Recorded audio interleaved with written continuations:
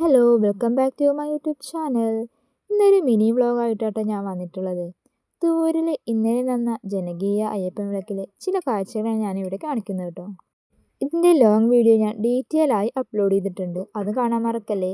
പിന്നെ വീഡിയോ ഇഷ്ടമായ ലൈക്ക് അടിക്കാനും മറക്കരുത്. ചാനൽ മുന്നോട്ട് പോകണമെങ്കിൽ എന്തായാലും നിങ്ങളുടെ സപ്പോർട്ട് വേണം, അതുകൊണ്ട് സബ്സ്ക്രൈബ് ചെയ്ത് സപ്പോർട്ട് ചെയ്യാനും മറക്കരുത്.